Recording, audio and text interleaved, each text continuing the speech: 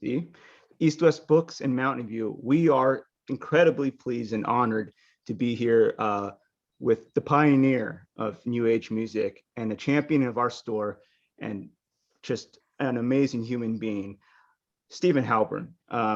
What can we say about Stephen that hasn't already been said? Well, this presentation is going to go into his 50 years of sound healing research and experience. We're going to talk about the resources and strategies and hacks to enhance healing and meditation through music. We'll also be talking a little bit about some interesting things that Stephen's never had the chance to speak about. And we'll be playing some music.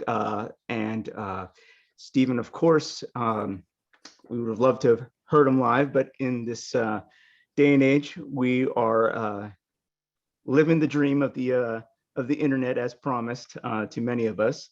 And Stephen, please take it away. All righty. Well, good evening, everyone. David Metcalf. I recognize that name. Haven't seen the picture before, but nice to see you then. Okay, what I propose to share with you this evening is a little bit of an overview of my general approach to sound and sound healing, with a little bit of history in there, and then very quickly get into something that pretty much no one has ever heard, and I'll explain part of why that is, and it'll be surprising to many of you. But having said that, I'll begin with the long intro to how I was able to do the album with Ingo. I've been a musician all my life and came up through a non-classical training, mostly in jazz and in jazz improvisation. And that allowed me to develop muscle memory and learn all the scales and all the rules of improvisation and which notes go with what chords and with melodies, so that at a certain point I could forget all that and just play. And it was playing some high intensity John Coltrane inspired music with some great musicians at the University of Buffalo, my first month up there in 1965, September, that I first experienced the flow of music through me, not because of me. In other words, I wasn't thinking of what notes I'm going to play to impress the audience, but playing trumpet, the music just blew through me. And it was a very uplifting experience. It was almost an out-of-body experience. And I didn't know what happened. Turns out the people who I was playing with in that jam session had that effect on a number of musicians.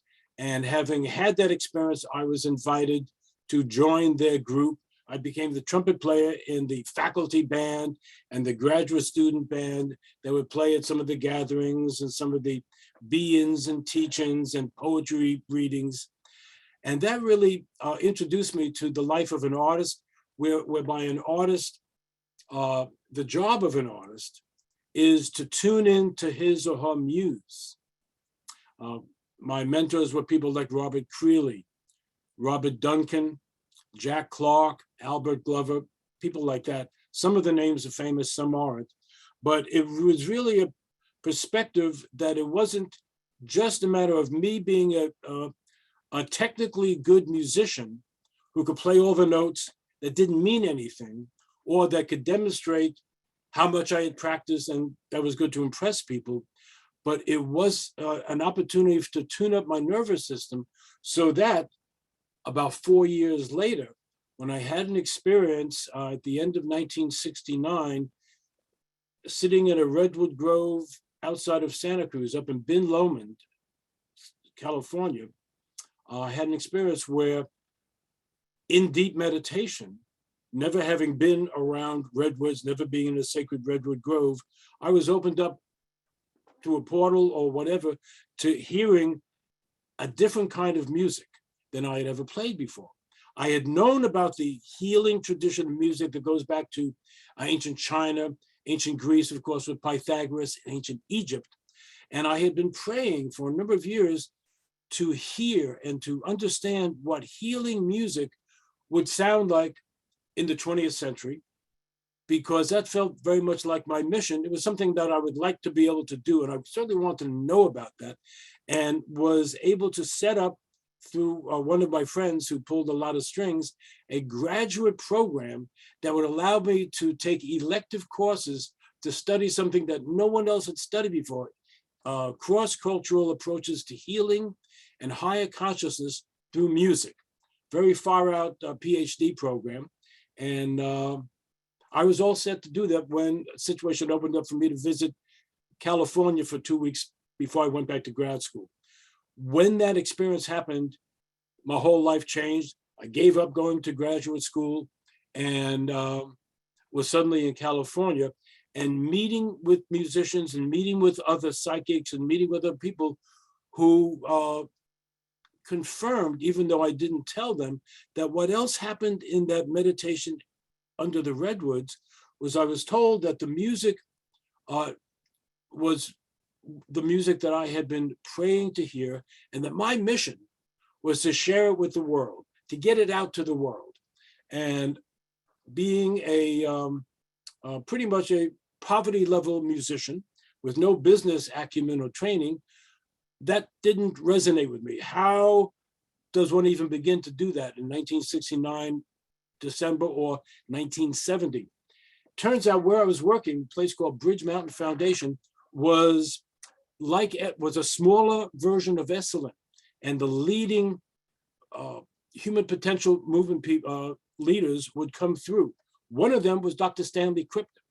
And when he heard my music, because the staff said, "Oh, you got to hear this guy's music," and I would play for all the workshops every weekend, he said, "We see the subjective responses of people going into meditation and doing yoga, and that's great. But if you want to be taken seriously, you have to do biofeedback research." And I had read a little bit about biofeedback research, but I said, A, I'm not a scientist. B, I have no money to pay, for a lab. And Dr. Krippner said, "There's a new program starting up at Sonoma State, at that point it was still a college, Humanistic Psychology Institute, and we have great biofeedback equipment. And we'd love to have somebody do research." And suddenly, there I am with an opportunity to pursue an understanding to see if there really was something unique going on with the music that I was channeling, or whether it was just good hype and people were so hungry to get into a meditative state that the sound of a toaster might work for them. Well, it turned out in my graduate research, I compared and I hired some scientists, number one, to design the experiment that Dr. Krippner helped, so that since I didn't know about experimental design and placebo-controlled double-blind studies, we built all those factors into the program, and we compared my music to the most relaxing classical music. Liszt's Liebestrom number 3, that was written up in one of the big books of the time, that was heralded by the Sound Therapy Association. And what we found was dramatic changes in the brain waves, in the Kirlian photography, in the electrical field, the biofield around our bodies, when people heard the music that ultimately got published as first Christening for Listening, and then Spectrum Suite, and ultimately Chakra Suite. So dramatically different than what the classical music did, that one of the scientists said to me, "This is no longer just your research project, this is your life." That was Randall Fonts, who went on to do some incredible sound color healing work with a dramatic light show. And again, in 1973, I had no idea how that could even manifest, since I was, again, a poverty level musician and had just started playing my music in small meditation groups. Cut to the chase, a couple of years later, I get an opportunity to record my first album. It looked like this, which was a Kirlian photograph of a leaf that was part of the research program. Why did I use that? Because I didn't know any better, and no one knew any better also. We were all very naive. No plants went into a store to buy the album, but it also came from my research that gave me an opportunity to talk about Kirlian photography, auras, higher frequencies, etc. Might have been better if I used the fingertips that were also part of the album. That's been included in the liner notes of my Chakra Suite and Spectra Suite albums ever since. But on the back of the album, there wasn't that much. So I brought it to the record stores and they said, too far out for us. And then I went, of course, to my favorite bookstore. At that point, they were in Menlo Park. And I say, this is the music that Edgar Casey was talking about. I had all the books in their library. I had bought all of them and had certainly been inspired by Edgar Casey. And Virginia, who was the manager at the time, said, we're a bookstore. We don't carry music.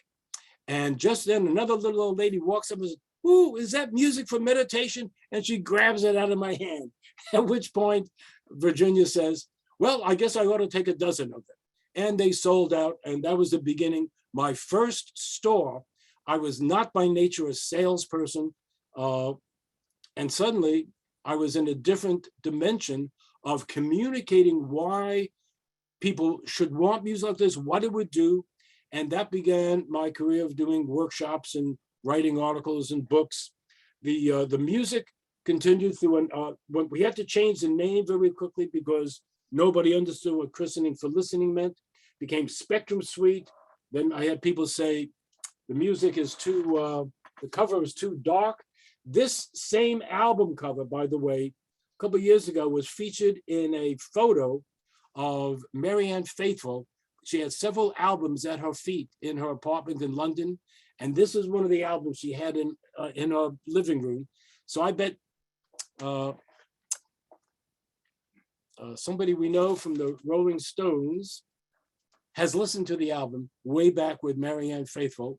And no one ever called me, so I don't know. But the music went on. Ultimately, Spectrum Suite didn't communicate that it was working with the chakras.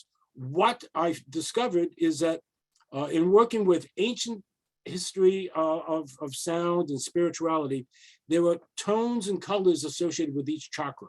That has been what is built into the Chakra Suite, and we'll deal about it later on. But most recently, I've taken some of these breakthroughs and begun to expand the parameters. My most recent fully meditative album, Ocean of Bliss, picks up on that.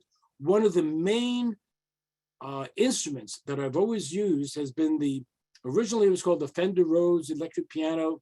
Then Harold Rose got his rights back, and then it was just a Rhodes, R-H-O-D-E-S, electric piano that was actually designed as a music healing instrument for shell-shocked veterans in World War II. It's like a series of tuning forks, which are well known now, of course, to people in the sound healing field, but much more interesting as a musician to play tuning forks with my fingers and actually play it with a keyboard and make music, not just little tones.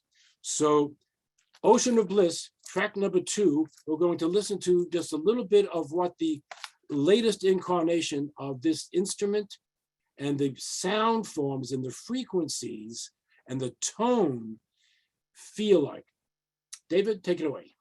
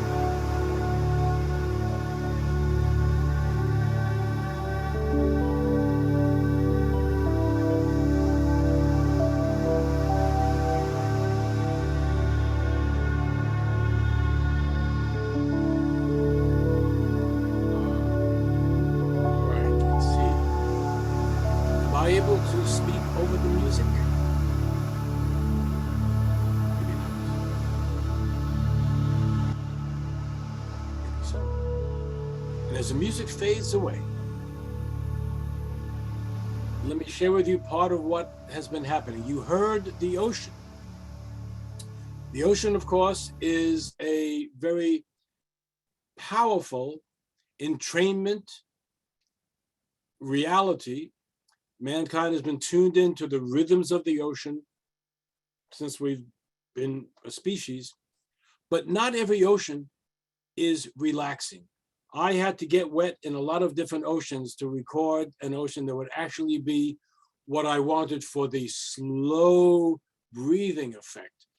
There are other albums that have been out that have been stormy oceans off of the Maine coast or rocky oceans in New York. That doesn't work if you're looking for relaxation. Also, you heard the low drone sound, and buried within that low sustained tone are frequencies that guide your brain into the deep alpha frequency of about 8 cycles per second. This is known as the frequency following effect, binaural beats, different words for it, but it's all part of brainwave entrainment, because our bodies, our vision, our ears, our bodies entrain to external stimuli. So the word entrainment is a physiological term that relates to a stronger vibratory system overtaking and forcing a weaker system to synchronize with its basic frequency or rhythm. So there's rhythm entrainment and a more subtle kind of brainwave entrainment that goes on. And this goes on whether you're watching TV, driving down the street and the trees are placed at a certain point, or flickering lights. It's why people have stared into candles for thousands of years, because that entrains your brain into a meditative state. When we choose 8 cycles per second, as we do on Ocean of Bliss, we leave less to chance. On Chakra Suite, there's no external brainwave entrainment. On Ocean of Bliss, there is, which is almost like a double portion of entrainment. Because one of the other things we learned early on is that any musician encodes his or her brainwaves and vibratory frequency into the music that he's playing, he or she is playing. What does this mean? It means if you're getting stressed and playing music that you call for relaxation, it's a fraud. It's not working. I hear a lot of that on other albums, because you could tell once you sensitize yourself, you could feel what stress feels like when you're listening to music. You could feel it as your breathing gets shallower and quicker. You could feel a tightness in your chest, perhaps. And these were all some of the classic symptoms of, even if it was classical music, I noticed first that I would be feeling some of these things, and I'd ask other people, do you notice that you get a tightness in your chest when you're listening to that music? Or even more so in concert. I would say, in a concert, I would feel a tightness in my throat or tightness in my chest when the violinist walked on stage to begin the solo with the audience, or the vocalist giving a recital. What I learned is that they were projecting their tension out to the audience, and some of us were more sensitive in the audience than others, and we were picking up on their tension. Guess what? That also gets recorded as an information field onto their recordings. And this is something that a lot of sound healers who record don't understand. And they are stressed when they record, and that gets transmitted to the listener through the recording, particularly if you're playing somebody else's music. When musicians are playing the music of Bach or Beethoven or Mozart, everyone knows what those songs are supposed to sound like. So there's a stress that musicians, many of them feel, and they talk publicly about it, about the fear of playing a wrong note. And at that point, when I started learning about that, I appreciated my background as a jazz improvising musician, because if I played a wrong note, I could disguise it and no one would know, because they didn't know what the music was supposed to sound like. So that gave me a great freedom to not experience stress when I was recording. And I've carried that through all my life. If I do make a mistake in the studio playing a note that I don't intend, it gets erased. You never get to hear it. So the experience is always fully in integrity, fully congruent with the state that I'm looking to transmit. Now, early on, and we're going to go to Start Children pretty soon. And David, before, I think I'm just going to skip over one thing, but I want to get some of the left brain stuff so that you could have that going on when we listen to the other music. Yes, please. But I'll give you the cue when we're going to do it. The traditional music curriculum, even that you learn in school, grade school, high school, whenever you got some music classes, you learn about melody and rhythm and harmony, but no one tells you that most melody sets you up for a stressful response. Most, what some people describe as the imperialism of the melodic phrase or the rigid guidelines of the progression of the chord progression put you into a limiting context. For instance, if I sing a certain pattern of notes that most everyone recognizes, watch what happens when I get to the end of the sequence, both in your chest and in your mind. So here we go. You might just want to close your eyes for a second, unless you're driving, and I assume most of you are not if you're tuned in. But here we go. The do, re, mi, fa, sol, la, ti. And how many of you are holding your breath right now? Until I sing that final phrase, when the second shoe falls, the do, there's what I call the scalus interruptus effect. You know what's coming. Your left brain is analyzing where the music is going. And because it doesn't get there, it creates stress. You are projecting into the future where the music is supposed to go. And guess what? If you're projecting into the future, you're not in the present moment. You are not in the mindful present moment. If we had the term mindful music in 1975, if that was understood, I would have been using it back then. I didn't think of it back then. But as we understand all the research that's done about mindfulness, as I read the first studies and books on it, I said, well, that's exactly what I do in the studio. I never know where the music is going. I just follow the flow, or the music comes into my head, or my fingers just play music as the music comes through me. Not too many years ago, Deepak Chopra started talking about the gap between thoughts. And then Wayne Dyer started talking about the gap between thoughts, the place of pure potential. And I said, guys, that sounds very much like what I've been talking about, the space between the notes and the silence between the notes, which I've been writing about since 1973. So we're all talking about the same aspect, and it's very, very useful for getting into that creative zone where the music flows through. And you don't have to be thinking about everything. The music just appears. Now, having done this, I released a couple of albums, 1975, and then album which was relating the 7 tones to the, of music of the major scale to the 7 chakras and the 7 colors of the rainbow. I was then invited to do an album relating the 12 half steps, the chromatic scale, to the 12 signs of the zodiac. That album became Zodiac Suite. And then I did Starborn Suite and had a major experience with Eastern Peace. And about that time, I get a phone call out of the blue when I've only been doing mostly these meditative albums from Ingo Swann.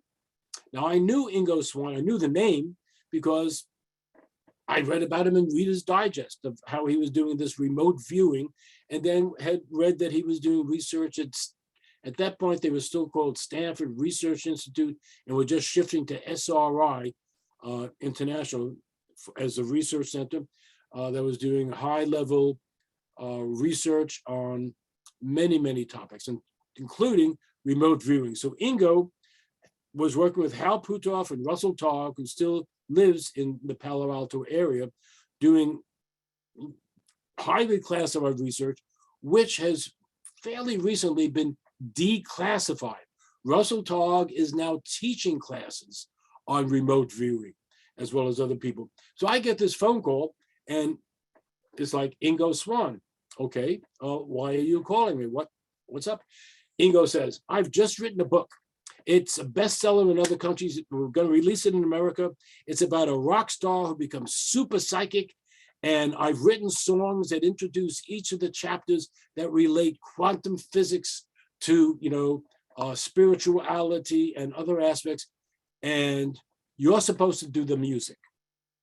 Now, how did he know that I had a background in jazz and actually writing some rock songs back when rock was writing positive, spiritually uplifting lyrics in 68 and 69 and 70 and things like, come on, everybody, love you, brother. Come on, people, everybody get together and love one another.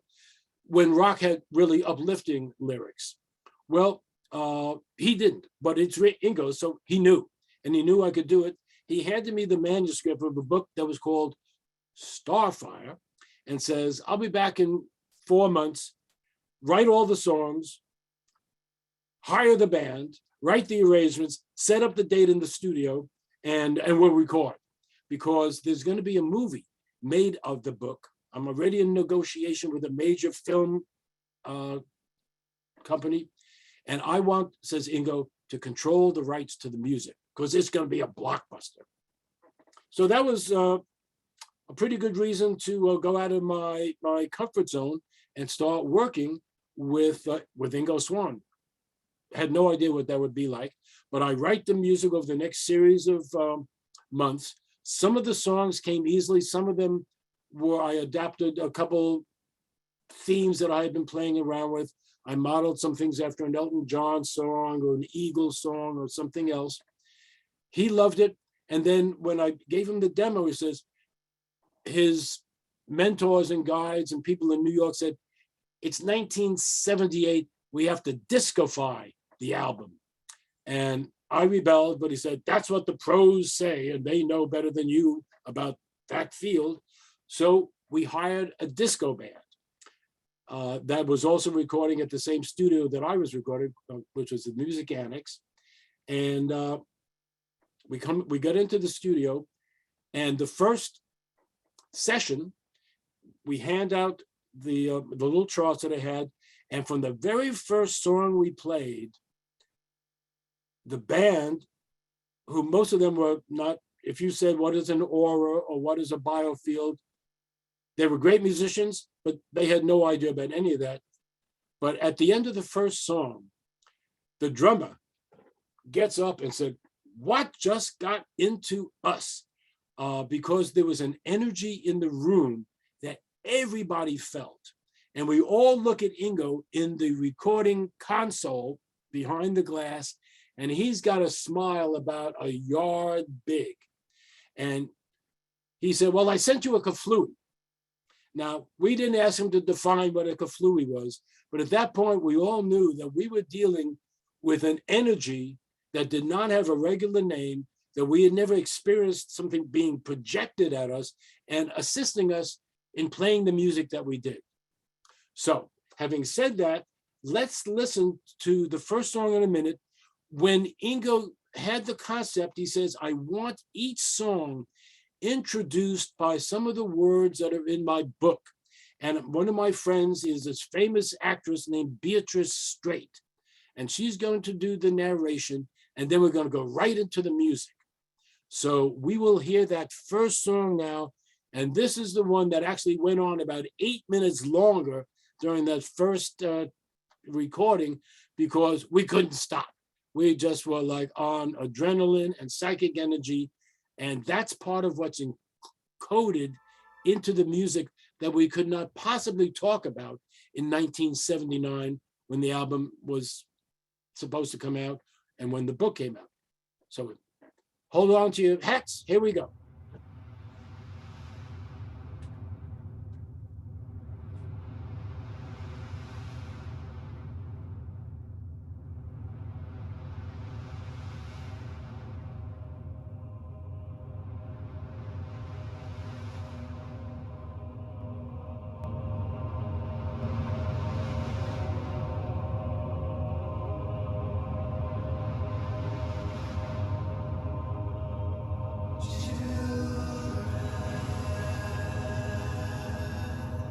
Children, children, listen. Your mind can sing. Your soul can wing to super galaxy. It's not an impossibility.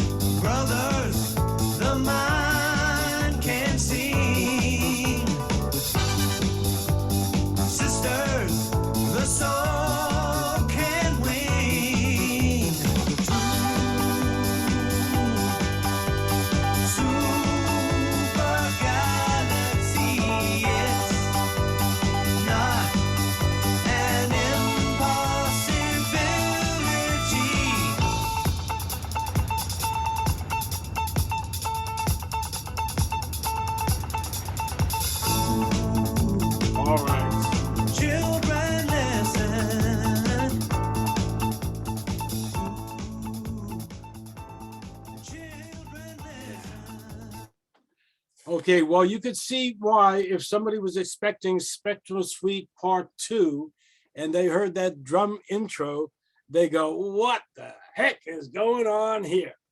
You know? Well, the rest of the album goes on from there. So this is what the album looks like. Hopefully you could see it pretty well. This was Ingo's painting, and it's either this one or one very similar hangs in the Smithsonian Museum in Washington. Ingo was a fantastic painter and apparently quite a prolific writer, which we didn't know about until about 10 years ago, when suddenly a number of his books started appearing posthumously. The word goes that his sister or somebody found them in his basement in his loft in New York City, down in the Bowery, and that's why they've been published. And how I found about that, because every once in a while I would look for another copy, a backup copy from my own copy of Starfire. David, could you hold up your copy and show us what your copy looks like? Sure, give me 1 second to. Okay, we got one. Now that's interesting. We got David Metcalf with a different color one. That was another one that got. No, we want the one with the red cover. There were the art team at the publishing house. Yes, that's the one. That's the one with the red and the silver metallic letters. They tried many. That was part of the reason it got delayed. They tested different colors and different aspects. But that's it. And just the title, Someday the Human Mind Will Be the Ultimate Weapon. Someday is here. Well, the book was incredible. You know, thank you, David.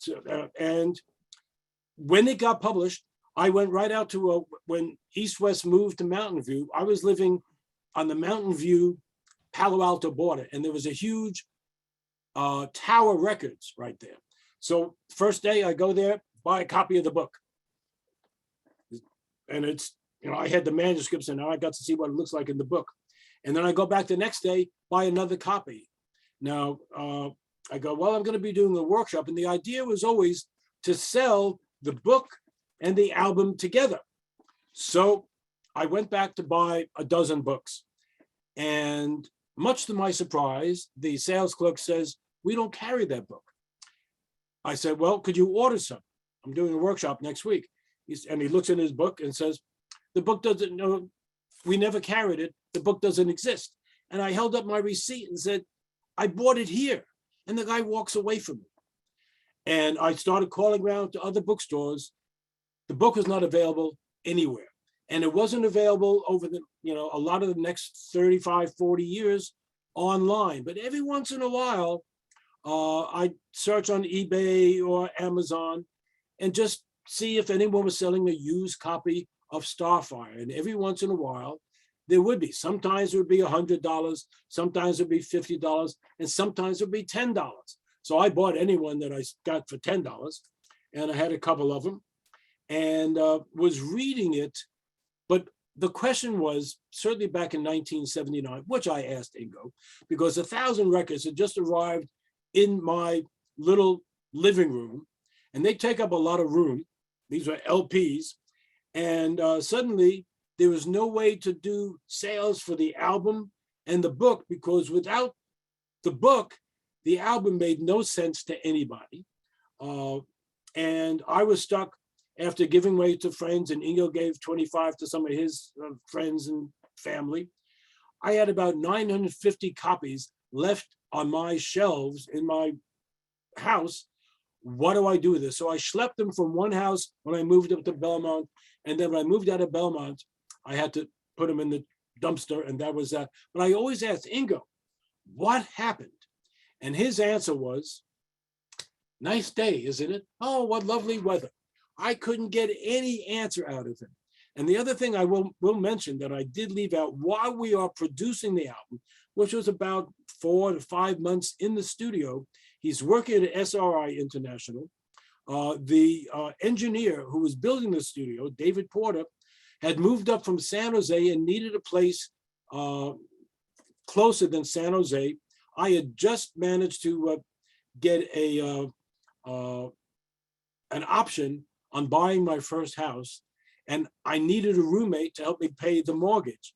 So David was my roommate. One day while we're in the Star Children's session, David announces, I'm moving out. I found my own place. And without skipping a beat, Ingo says, well, I'm moving into his bedroom.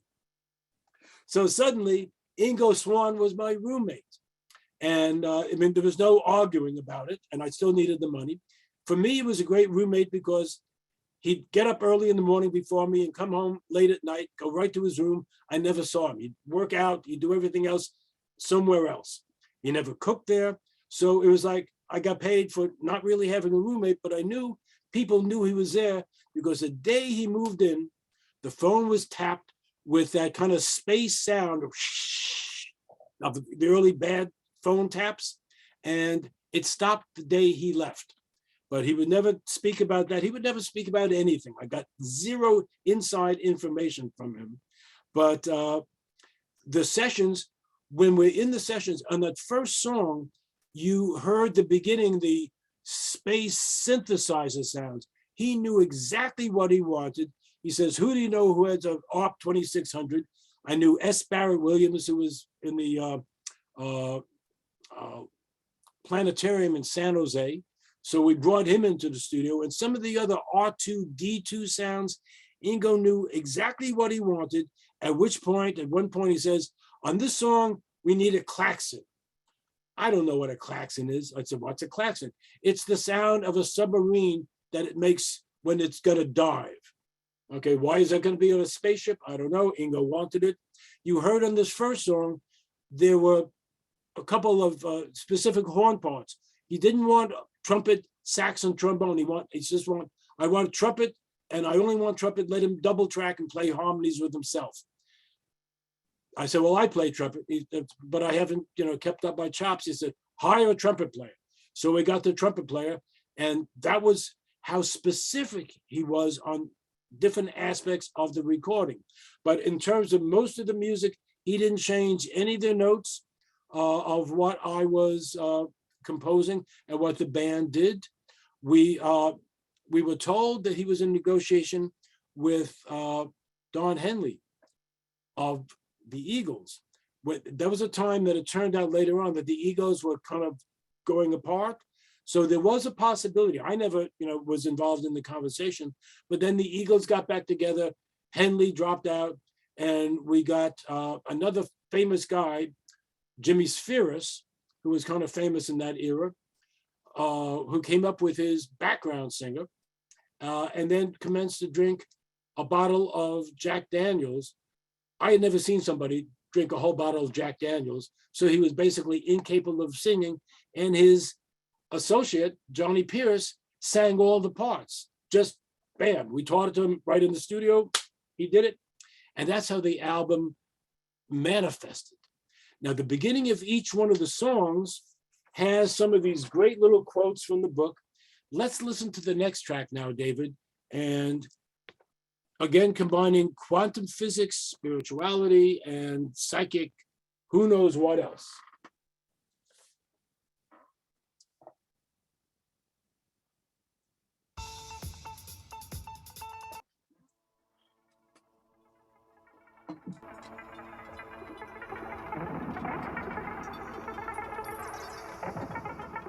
Star messages are singing to you through space and time.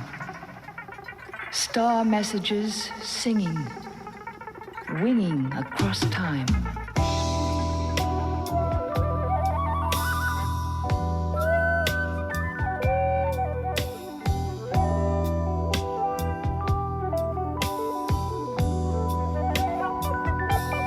Don't be lost among the stars. Just drift among the stars. Let yourself go and let yourself flow. Be out there between the stars.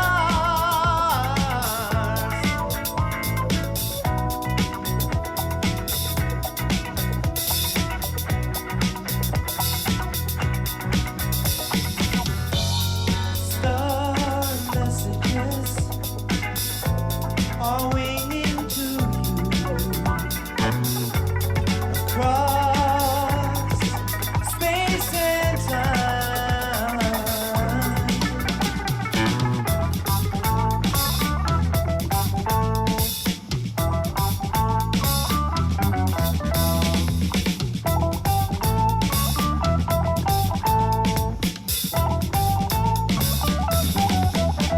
Well, don't forget your inner light. Don't forget your inner life. Just watch your inner light. Let yourself flow. Let yourself go.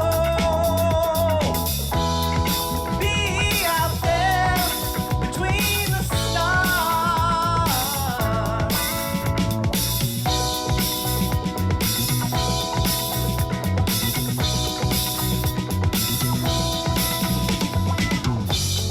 Star messages are singing to you through space and time.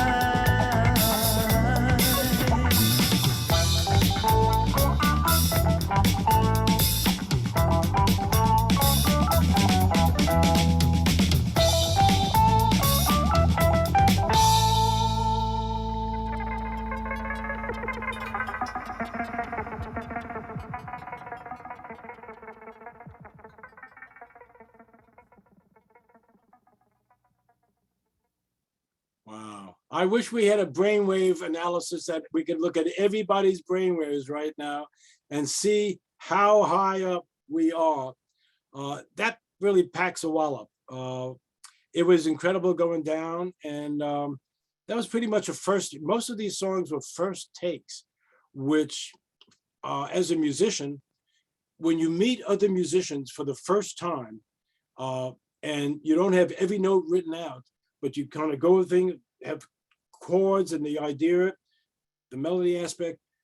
It was such a high to be working with people I had never met, but they all came together so incredibly powerfully.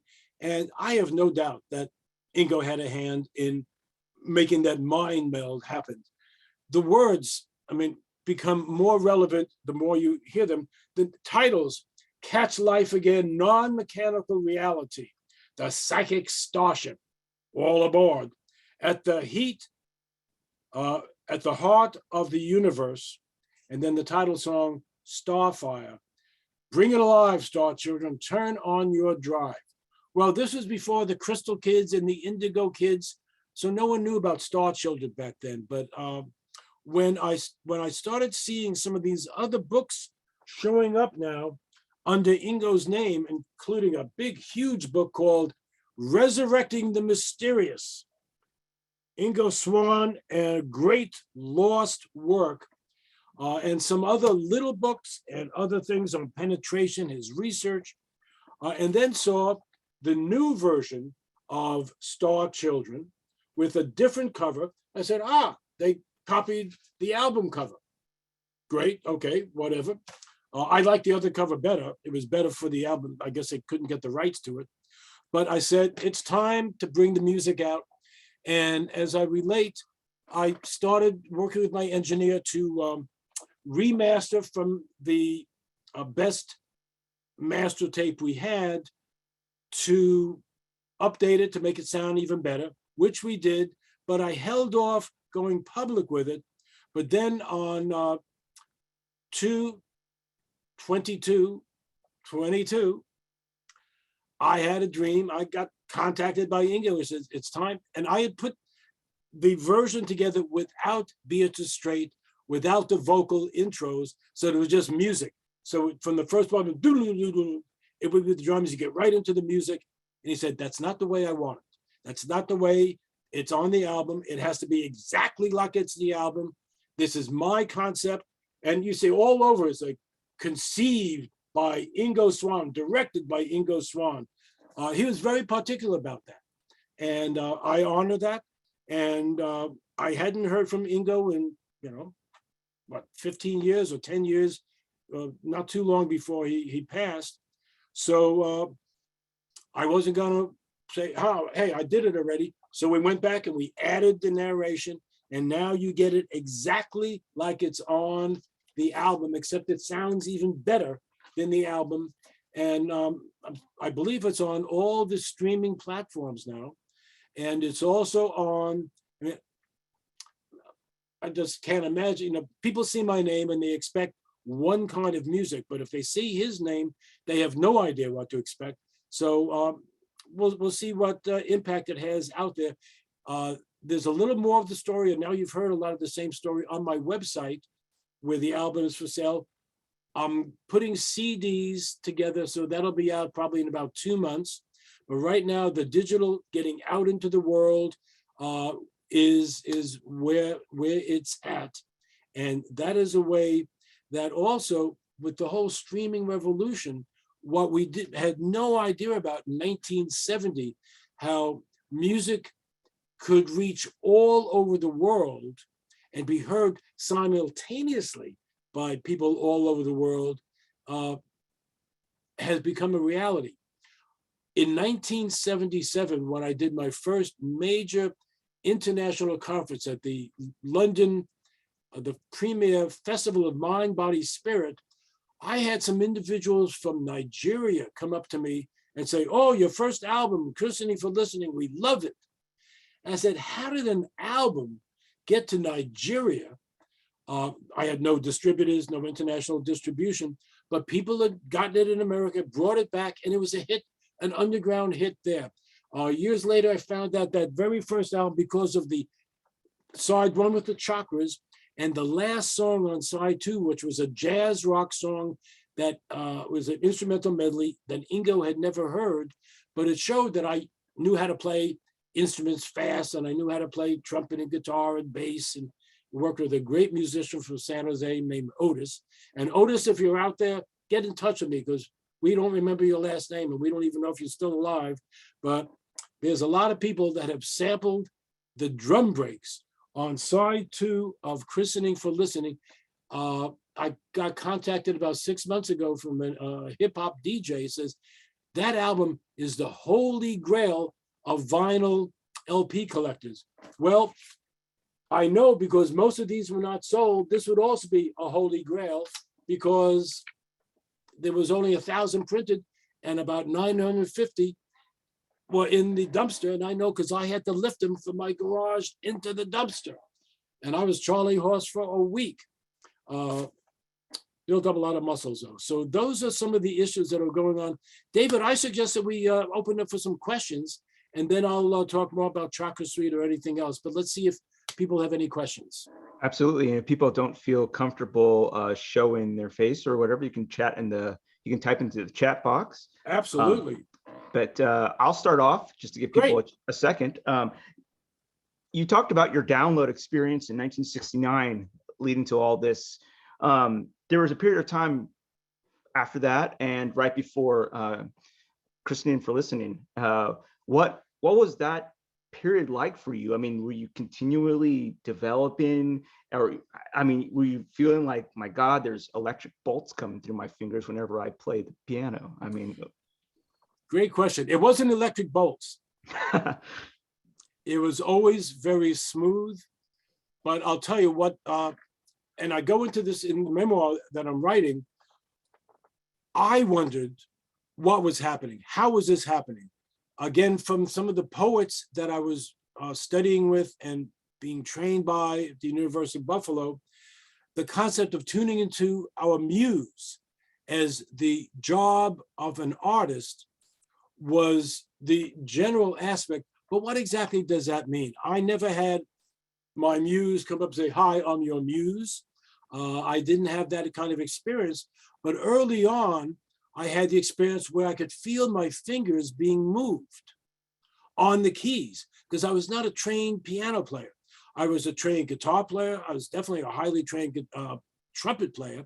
And I knew around simple piano, I knew a couple, some blues chords and, could wiggle my fingers, some blues licks, but was certainly not conversant in playing real songs and fancy scales, classical piano technique, but I could feel my fingers.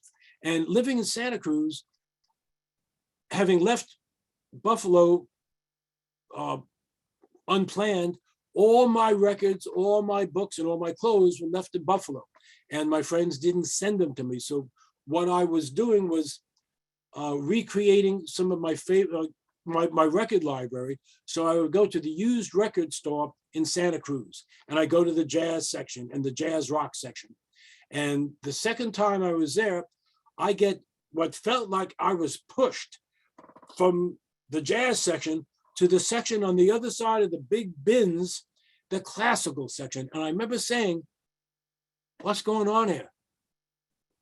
I don't buy classical records. I don't even like most of the music other than Liszt and Chopin or whatever. Why am I here? Just then my hand shoots out into a stack of 100 LPs. And you can't see what the title, the album is on the album. It's so skinny. I pull out an album and it's Rosemary Brown, a musical seance recorded by the BBC in 1969. And musicologists said, who knew the music of Bach and Beethoven and Liszt and Chopin and Schumann and Schubert, I don't. They said, if this is a forgery, she's brilliant, because these have never been published, but it's exactly like what they would play. And she had a 6th grade education. So in fact, some of the compositions, they had to get a professional pianist to play. And she describes in the liner notes of that book, well, sometimes, Liszt came to her when she was 9 years old and said, we'll be back years from now, and we're going to prove that life goes on after death.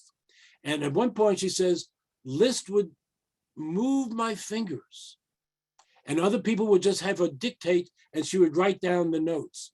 And when I read move her fingers, just chills came over me. I said, I wonder if that's part of what's happening with me. And I just accepted that, even though I never saw any visage and I never had, hi, this is Liszt speaking, I'll be working with you today. That didn't happen, but over the years, I've had other things like that take place until about the end of 1970. I didn't even have an electric piano. I had no keyboard at all. So things were slow. And a lot of what I did at that point was wonder how I'd cover the rent for the next month.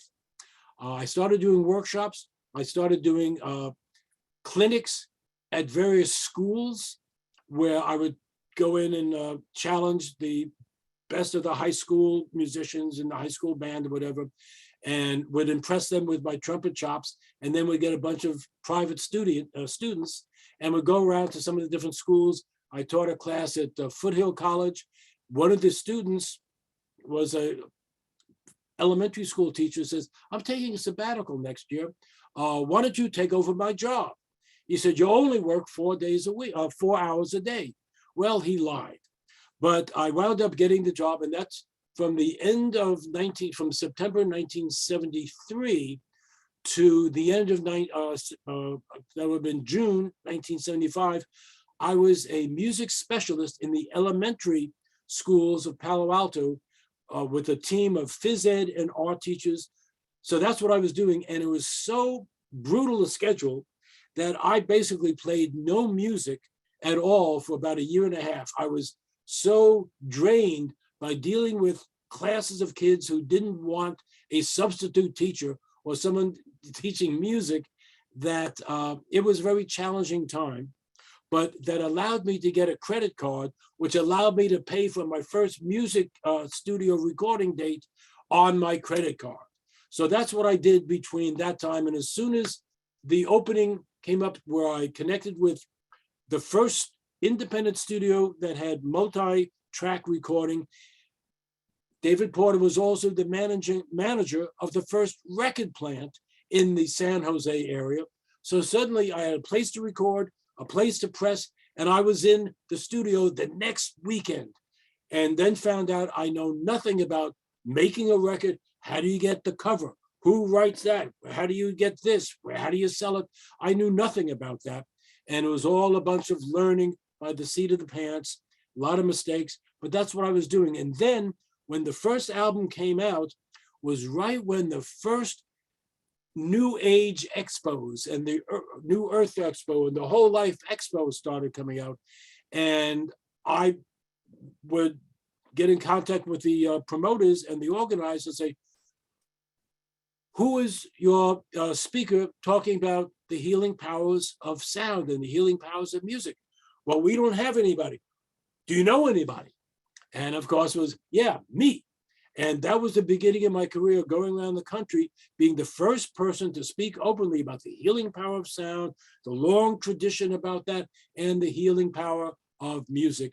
And by the way, folks, the example of the healing power is Spectrum Suite, or Zodiac Suite, or Starborn Suite. And that was how I started really seeding the multiverse, before it was a multiverse, in many different cities. I was on the road 3 or 4 weekends every month, except for, sometimes the major holidays, and traveling as an independent artist, no roadies, schlepping around equipment, doing different things, working with Unity churches and bookstores, the big bookstore in Chicago, the big bookstore in Seattle, certainly East West Books in Seattle, the big bookstores in Portland, or Banyan Books in Vancouver, and of course the Bodhi Tree in LA. So that was how I supported myself, while sales for the album were in the high dozens and then the high hundreds as things started building. And then things started, kind of taking off a little bit. But because of the situation I was involved with my business manager, the deal I had signed early on virtually guaranteed that I would never make any money for myself. And that was my situation up until 1985, when I was able to get out of that contract. Even as an independent artist, it's tough in the world of business until I really started to study marketing and the whole aspect of communicating what the music could offer to people in a way that people could hear it. Because when I started talking about quantum physics and some of the things that I was talking about from the scientific world I came from, every radio host, print person, you see their eyes roll when I'm on TV. I was actually on with my first album, I was on NBC, Good Morning San Francisco. When my first album came out, I got on by almost accident, but they say, well, why didn't you go off with that group that was coming around and speak? They had spoken at Stanford and at Kenyatta College, and were getting people to go off on this UFO excursion, as they were saying. I looked at the camera when the host asked me. I said, I reached down and I was like, because I just released my first album, I can't go on a UFO because I have to sell the album. And they got me off that set so quickly, cut to commercial, and I was banned from that set for a long time. But that's what I was doing. Next question. That's fantastic. Well, it's true. And the host, Jack Hansen, when my book came out many years later, or 10 years later, Sound Health, published by Harper and Row, I got on Good Morning San Francisco again, and I walk on the set after the break, and he's looking at me, and he doesn't recognize where he knows me from, but he's giving me the side eye. And we start talking, and then all of a sudden when he says, we have a piano here, would you demonstrate? He realizes who I am, and he sits down at the piano bench and pushes me off the bench. So he's on the piano, and then he starts playing. Cut to the commercial, and I'm out of there again. So that was my introduction to media, and learning that you have to be careful what you say, and have to be able to speak in a way that you can instantly get across. And that scaleless interruptus, that little scale that I sang before, yes, they all go, wow, I could feel that. I could feel that I was holding my breath. I could feel it. I could hear that sound in my head. I said, well, nobody played that sound. That's not being in the present moment. That keeps you out of being in a meditative state. My music is about getting you into a meditative state. It's not about entertainment. It's about entrainment. And when my Deep Alpha album got a Grammy nomination in 2012, Billboard and the Grammys called me the next day and emailed me and says, you got a typo in the subtitle of your album. I say, what do you mean? It says right there, brainwave entertainment music. You spelled entertainment wrong. I said, no, it's brainwave entrainment music. And I gave them each a lesson on what entrainment was. And had I won the Grammy that year, I know I came close, I was nominated. I was ready with a great little speech that I would have been kicked off stage. Will Smith wouldn't have to slap me, but I was ready to say some stuff, but I didn't win, so I didn't get to say it. And I'll say some of that in the books, in my book. But anyway, that's part of what I was doing. And then it became being on the road and home, getting in the studio, make an album, go back on the road, and continue the teaching and writing articles, writing books. Next question. Well, that's definitely a book that we're going to be carrying as soon as it's out. Oh yeah. Believe you me. And one of the things you hinted at really briefly in the very introduction to your talk this evening was an experience you had during Eastern Peace, and yes, and how you had done some work with the great Woodrow. And maybe would you like to just kind of briefly touch on that for a lot of people who probably don't know? I mean, I definitely would. I definitely would. So one of the, I mentioned some of this in the original liner notes, but of course on a cassette, you don't have very much room to write anything. There wasn't that. I actually had stores and distributors say, we don't want you to write a lot of words on the back of your album. Just give us the song titles. I say, well, my song titles, I make up after the fact. It's not like I'm singing, Over the Rainbow. It's a song that you would have heard on the radio. that you want to make sure it's on the album. So at one of the very first major health expos in New York City, the Diet and Nutrition Expo, I get invited to that. So I go. And I'm talking about the healing powers of sound and music, was what I was talking about. And a number of people came up to me and talked to me afterwards. And one of them is this guy. He says, wow, I dug what you talked about. You'd really like to meet my sister. And I go, well, I live in California. Thank you very much. He goes, no. She's working with Uri Geller and Dr. Andrea Puharich. She's 20 years older than you and me. His name is Michael Andron. But she's been channeling the same intergalactic beings that Uri Geller and Puharich are dealing with, the Ogata group. Would you like to meet them? Now they channel through Greta Woodruff, so they're not in the room, but I said, sure. And he says, maybe since one of them is a master musician, maybe they'll give you a piano lesson. So I go, great. So we get on the train and go from Grand Central Station to Westport, Connecticut, and I meet Greta and I meet the husband. Very nice, and we're sitting around the coffee table in the living room, and they say, "Would you like to, meet them?" I go, "Yes," and she goes into trance and starts talking with a deeper voice, and at some point we're introduced, and there's a little spinet in the living room. What we call it looks like a piano, but it sounds crappy. It has no resonance, that some of the keys stick. And they asked me to go over to the piano. Would you like a piano lesson? I go, sure. So I go over and I start trying to do some of my stuff, and the keys don't go down, they stick. I don't sound very good as a musician. So I'm a little embarrassed.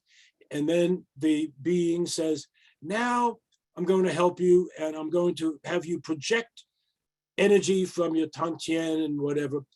And we had already been talking about playing 5 notes and insinuating the 6th, talking about the same things that I was talking about, the space between the notes, leaving space for the listener, creating space, creating a portal, except the words are so eloquent that I'm just trying to play, I'm trying to listen.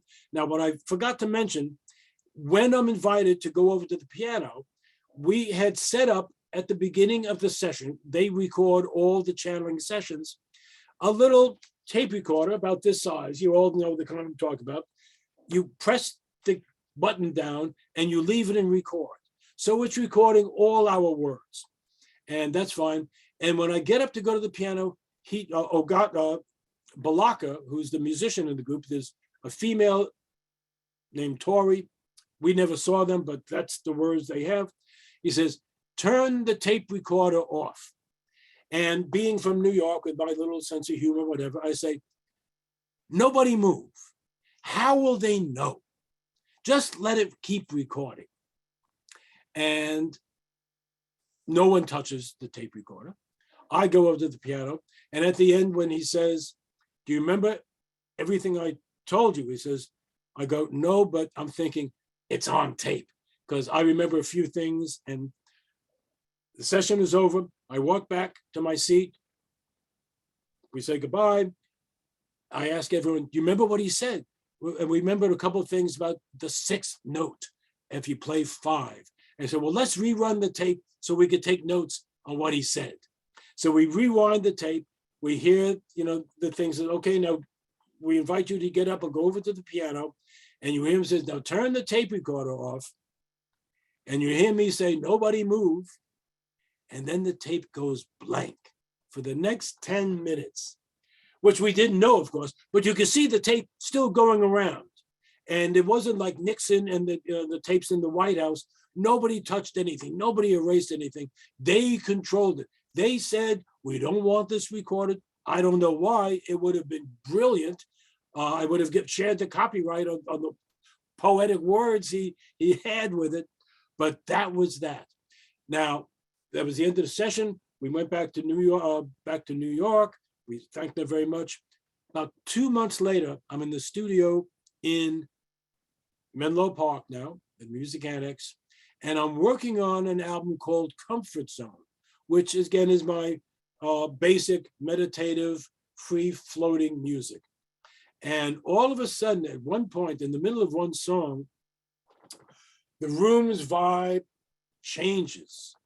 And I feel the same vibe I felt when the Ogata group was in the room back in Connecticut. And I look at my engineer, and I'm barely able to speak. And I say, put on a fresh reel of tape. We're doing a new album. Turn the lights back on when I'm running out of tape so I could finish the track. And I go into trance, and the whole first side of Eastern Peace flows out. And I am in, my fingers could barely move the keys. And that was the first time my engineer had ever seen me go into that channeling state. So he didn't really have the vocabulary to understand about it. There was at one point a glow in the room, which has happened many times since then in the studio. And I say, well, this is a presence, or it's an orb, or it's the angelic presence making their presence known. It's my angelic band saying hello, letting us know we're there. We just talked and said, it's a voltage surge. That's how the engineer described it.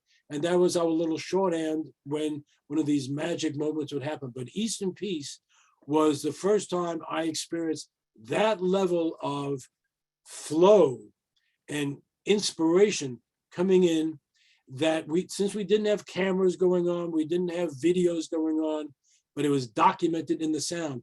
By the way, with Starfire, what were we thinking? What were we not thinking? We never had photos taken of us in the studio. I have no photos of working with Ingo in the studio. No photos of me in the band, which was called, by the way, shout out, because somebody may still know them. It was Santa Esmeralda disco band. They was a hot disco band in the Bay Area, like 1978. Jimmy Goings was the lead singer, which Ingo didn't want him. He wanted the other guys because they were more famous. But we hired the band, no photos, low budget. We didn't know better. Boy, I wish I had some photos now.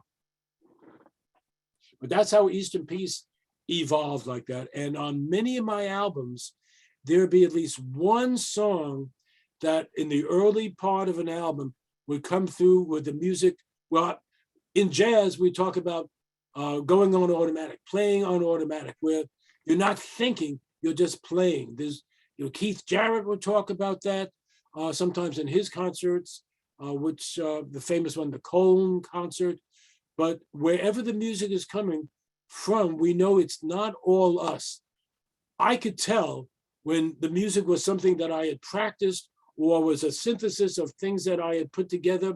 And then when something completely off the wall came out, that was something that was unique.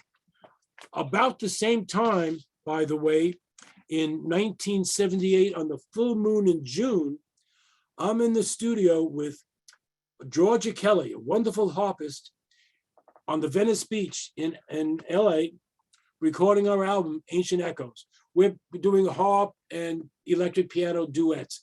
It's a very nice, gentle album. Nothing really magical, until at the very end, we're saying goodnight, and a chant starts coming out of my mouth. And I look around, because that had never happened to me before. And this is part of my own experience and development. And I look and say, there's some more music wanting to come through. Turn the equipment back on. Engineers rushing. We had left the microphone set up, so we just go back and start playing. And I do this chant that took me back to ancient Egypt, and has done that for many other people. That's the title cut of Ancient Echoes.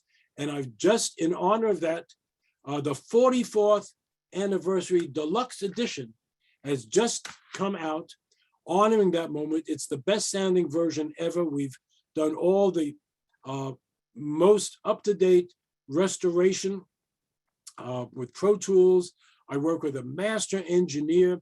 I've been working with Warren Kahn for 25 years, and we make the CDs sound better than the original LPs, better than the original master tapes. And when you listen, you can hear the full aspect. When I took the tape of this, because I was before CDs, into the Great Pyramid with me, when I got to record inside there in 1981, it had a different effect than anything else I played on my little cassette player inside the King's Chamber of the Great Pyramid. And I also recorded with that same engineer inside the Great Pyramid. The album's called Initiation. And I used to, obviously we used to, when CDs were being sold at East West, these are always some of my favorite ones to introduce on a direct basis, because there were things that were recorded on those albums that no one else has ever been able to record, including the silence inside the pyramid. I bought a special $10,000 tape recorder, reel to reel, to go there. And when my business manager found out that I bought that, and then when I recorded nothing, I said, Carl, I didn't record nothing. I recorded my voice, I recorded flute, and I recorded the pyramid silence. That's not nothing, and you are fired. So it was like, dealing with the subtle frequencies that get recorded that are not considered as audible frequencies, but they are part of the information field. And what I learned from some of the other research and working with some of the psychics I have over the years is, just as any musician has his own vibratory frequencies and signature that go onto a recording or that happen in a live performance, that's been part of the blessing that comes through me on my recordings. So it's not just the energy, and I've said this for 45 years, it's not just the energy, but the energy that comes through. Early on in my career, I couldn't say a lot about that because people would say, oh, that's ego, or that's this and that. But now there've been so many people that have had spontaneous experiences without any hype, without knowing that that's what was coming through. They said, wow, it's beautiful sounding music, but I've never felt somebody relaxed, or I had this meditation, or so many experiences or of self-healing and testimonials that go far beyond what the actual notes bring forth, that it's part of clearly my calling and my mission. And I look back at what I was told in that first deep meditation, but even the first time I started tuning into the writings of Edgar Cayce, I understood that, well, if that was a gig, I'd much rather be a court musician in ancient Egypt than playing in that biker bar in Santa Cruz in the summer of 1970 playing bass in a Elvis Presley tribute band with two other music teachers, because that was the only gig we could get in town. And Survivors, every Friday night was just like Blues Brothers, the movie, fights, hiding behind the amplifier.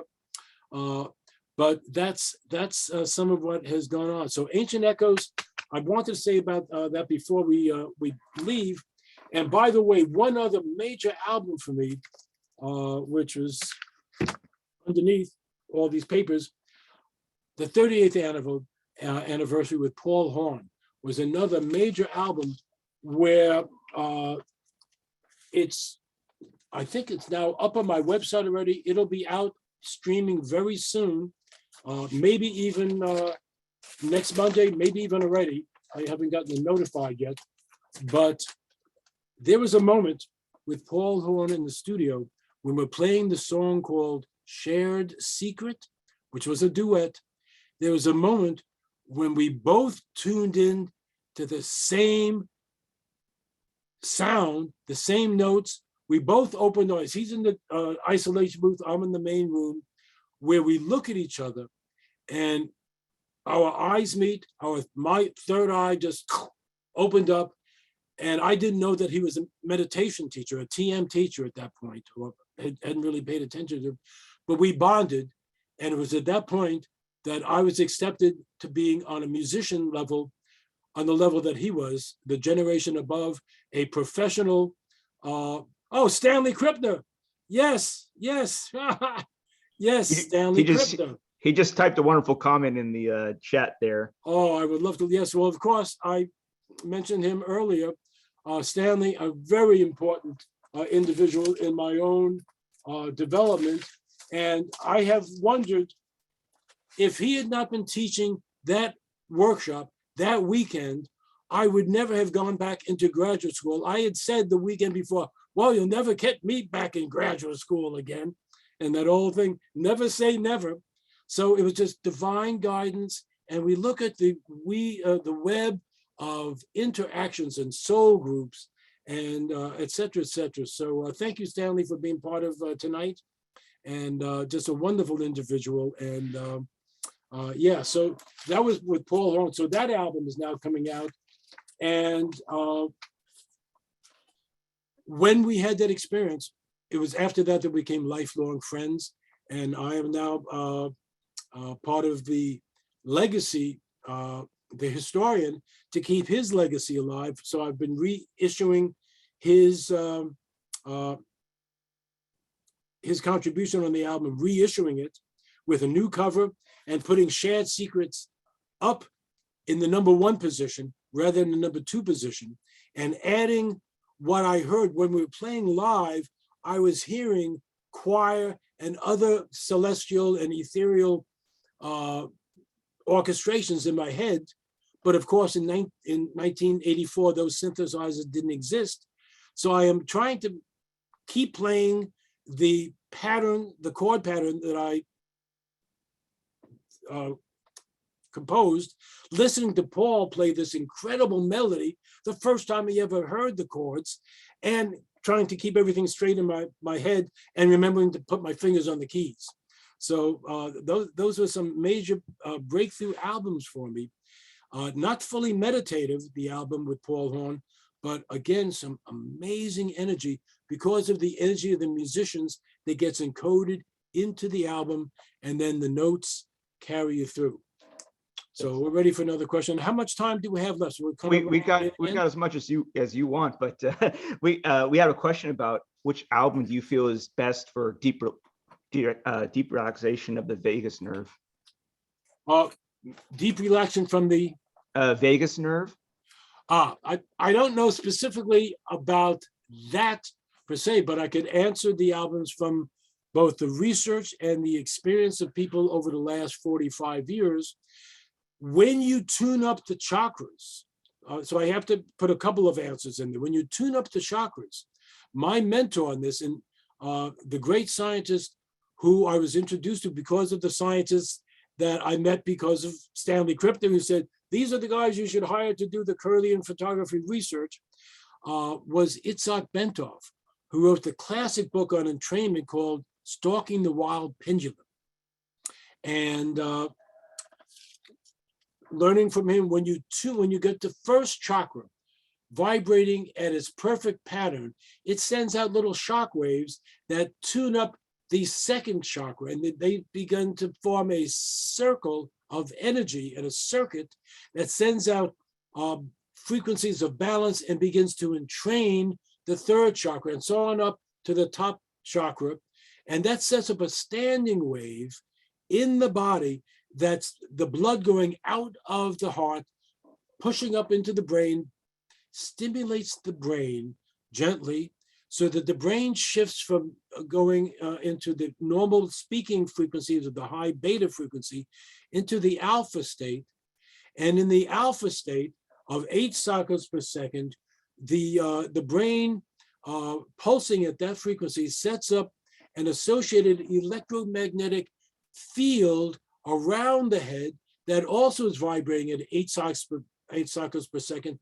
And that in turn bioentrains with the Schumann resonance of the earth about 8 cycles per second.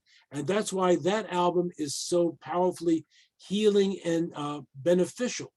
Now, there's no additional brainwave entrainment tones on that album, but starting on my more recent cycle of recording, once I got my new white Rhodes piano in 2011, I had an opportunity to, because my old one was too noisy to record, no one could fix it. So I wasn't able to record on the Rhodes, but I went on a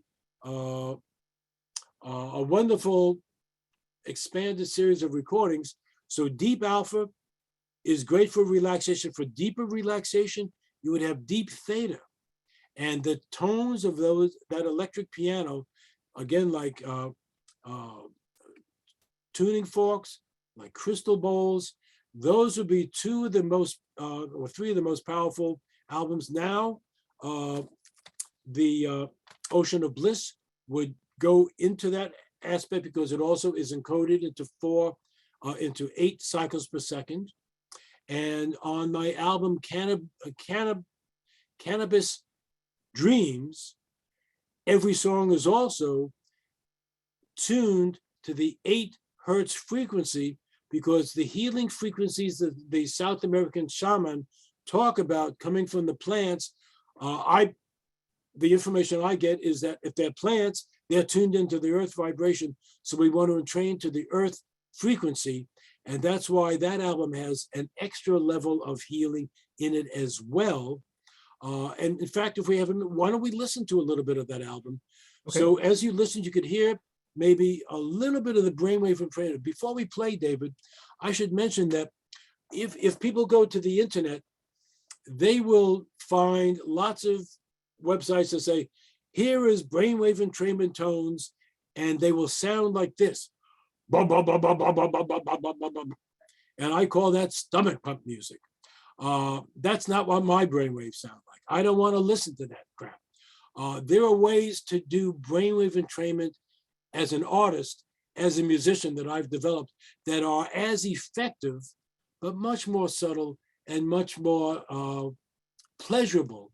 And I'm a lover, not a fighter. I don't want to listen to bah, bah, bah, bah, bah, bah. I want to ease into relaxation. So that's how I would answer that question. But we heard a little bit of Ocean of Bliss before. Now we can listen to a little bit of Cannabis Dreams, which also features the remarkable vocals of Kristen Hoffman and a lot of my keyboards.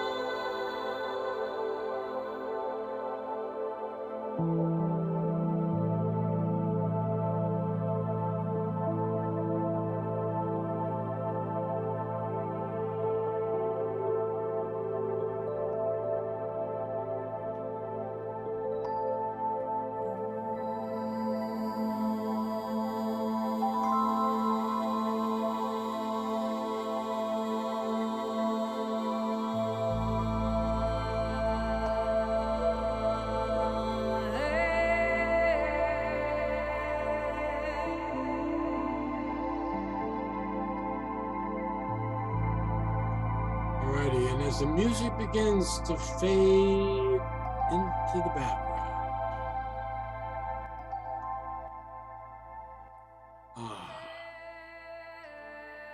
so let me share a little bit of inside of my process here. Obviously, that is not a song you should drive with. Also, I could tell you that the reason that is called part too is that on the album I did before that, which was called Echoes of a Dream, I did the instrumental version. And that was before I met Kristen. And when I met Kristen, I said, I would love to have you add a vocal on top of my instrumental. But also what would be happening was my process is to be in the studio once a week. And then I will listen to the mixes as I'm going to sleep, as I'm falling asleep. And sometimes before I fall asleep, and sometimes in dream, I will get downloads or get instruction of what needs to be added to this song, or et cetera, et cetera. And at one point, before, while I was still working on Echoes of a Dream,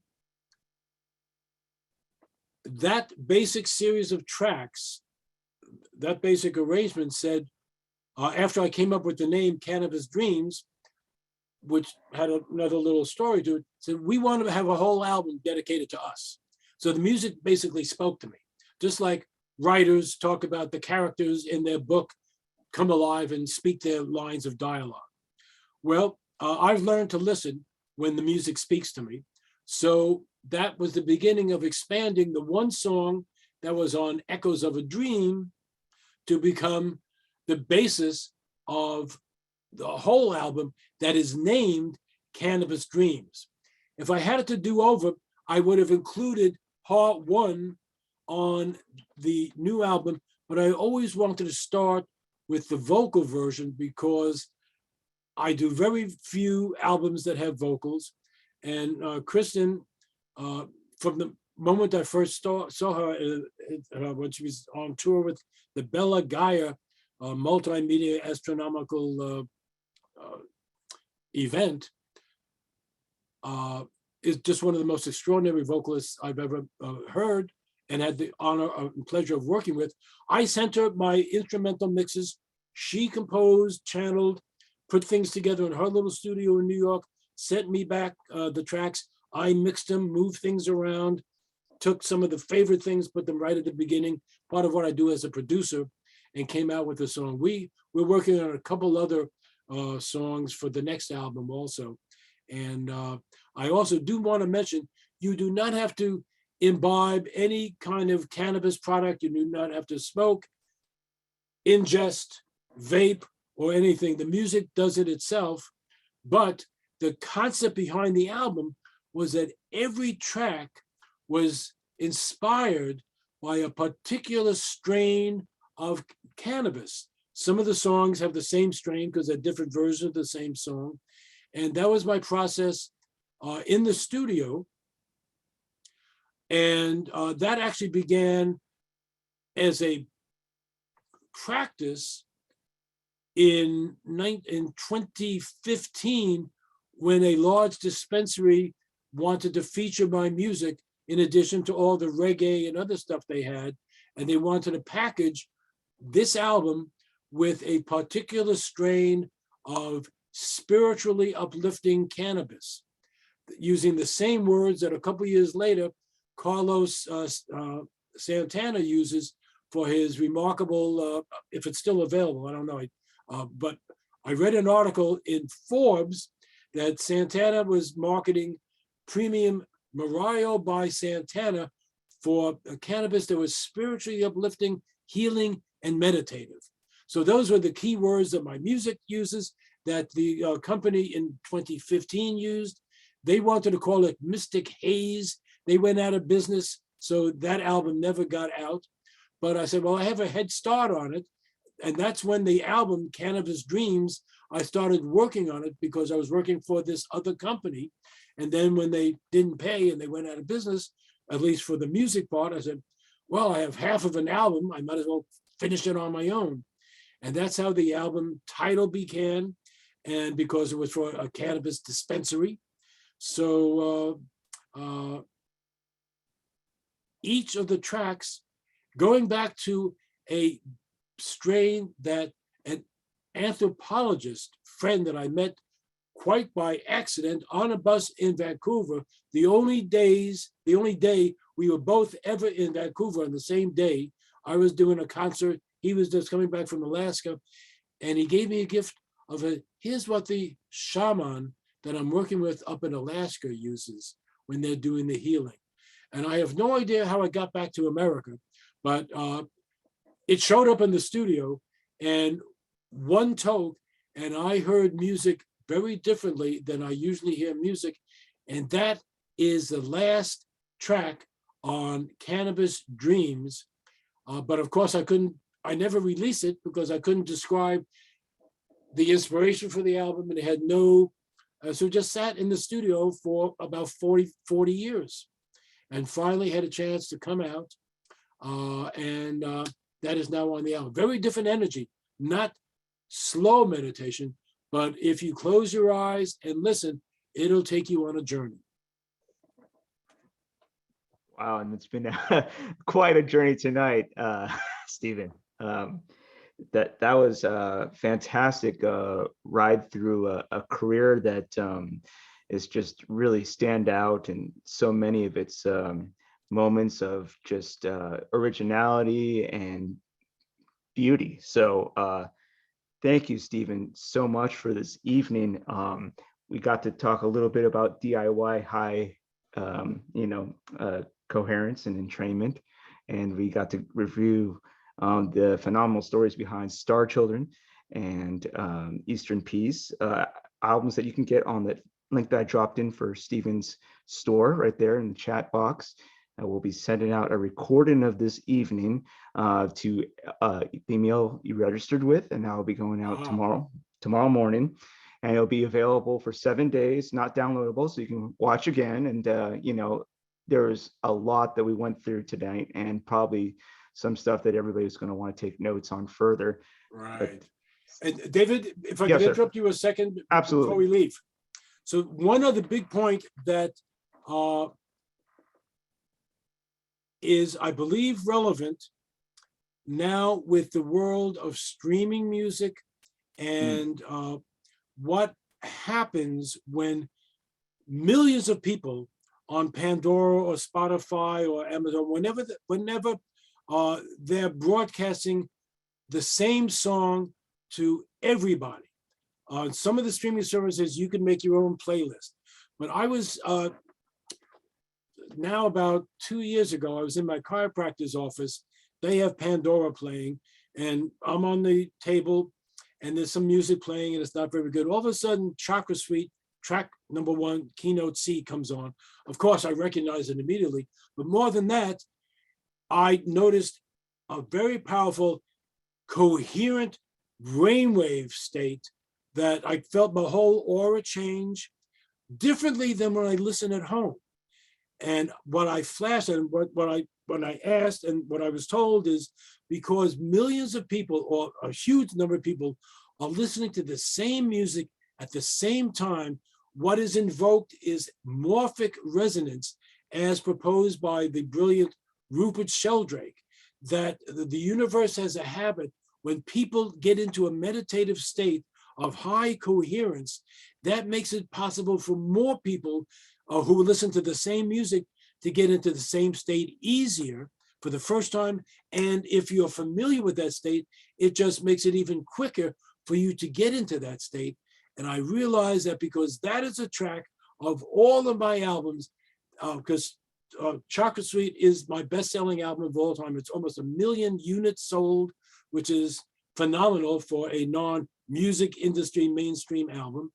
And it's around the world. So people around the world are tuning in, having their brainwaves made more balanced, more coherent at the same time. And that sets up a morphic resonance that puts out healing vibrations onto the planet. And that is, again, a manifestation of what I was told the first time by Anne Armstrong, who was a psychic in California, leading psychic in 1969 and 70.